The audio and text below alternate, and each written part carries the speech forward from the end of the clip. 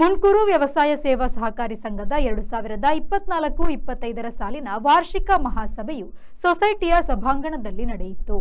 ಸಂಘದ ಅಧ್ಯಕ್ಷ ಮುನ್ಕೂರು ಸಾಂತ್ರಾಲಗುತ್ತು ವಾದಿರಾಜ ಶೆಟ್ಟಿ ಸಭೆಯ ಅಧ್ಯಕ್ಷತೆ ವಹಿಸಿ ಮಾತನಾಡಿ, ವ್ಯವಸಾಯ ಸೇವಾ ಸಹಕಾರಿ ಸಂಘ ಸಹಕಾರಿ ಬಂಧುಗಳು ಹಾಗೂ ಸದಸ್ಯರ ಸಹಕಾರದಿಂದ ವಾರ್ಷಿಕವಾಗಿ 24,84,059 ರೂಪಾಯಿ ನಿವ್ವಳ ವಾರ್ಷಿಕ ಲಾಭವನ್ನು ಹೊಂದಿದ್ದು 93% ಸಾಲ ವಸೂಲಾತಿಯಾಗಿದ್ದು, ಸದಸ್ಯರಿಗೆ ಗರಿಷ್ಠ 16% ಡಿವಿಡೆಂಡ್ ವಿತರಿಸಲಾಗುವುದು.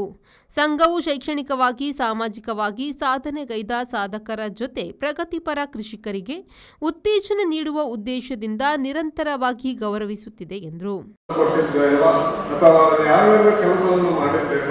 ಇದು ಡೈರೆಕ್ಟ್ ಆಗಿ ನಮ್ಮ ಸೇವಾ ಸಹಕಾರಿ ಸಂಘದ ಸದಸ್ಯರಿಗೆ ಸಲ್ಲುತ್ತದೆ ಎಂಬ ಭಾವನೆಯಿಂದ ನಾವು ಬೋರ್ಡಿನಲ್ಲಿಟ್ಟು ಹೀಗೆ ಮಾಡುವ ಇದನ್ನು ನಮ್ಮ ಈ ಮಹಾಸಭೆಗೆ ಸೇರಿಸುವ ಎಂಬ ಧ್ಯೇಯದಿಂದ ಮಾಡಿದ್ದು.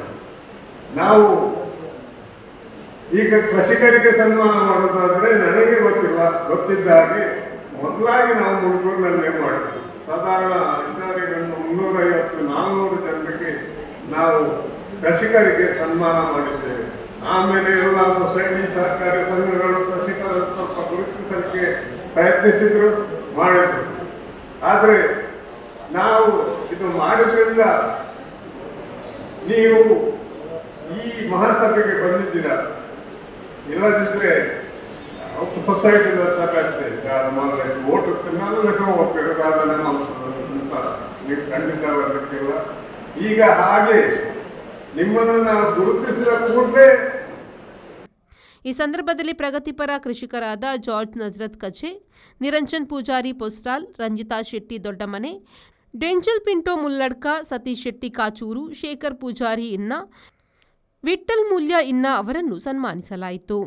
ಶೈಕ್ಷಣಿಕ ಸಾಧನೆಗೈದ ವಿದ್ಯಾರ್ಥಿಗಳಿಗೆ ಪ್ರತಿಭಾ ಪುರಸ್ಕಾರ, ಅಂಗನವಾಡಿ ಕಾರ್ಯಕರ್ತೆಯರು, ರುದ್ರಭೂಮಿ ಕಾರ್ಯಕರ್ತೆಯರನ್ನು, ಮೆಸ್ಕಾಂ ಇಲಾಖೆಯ ಸಿಬ್ಬಂದಿಗಳನ್ನು ಗೌರವಿಸಲಾಯಿತು. ಪತ್ರಕರ್ತರಾದ ಉದಯ ಮುನ್ಕೂರು, ಶರತ್ ಶೆಟ್ಟಿ, ಸಂಕಲಕರಿಯ, ಹರೀಶ್ ಸಚ್ಚರಿಪೇಟೆ ಅವರನ್ನು ಸನ್ಮಾನಿಸಲಾಯಿತು.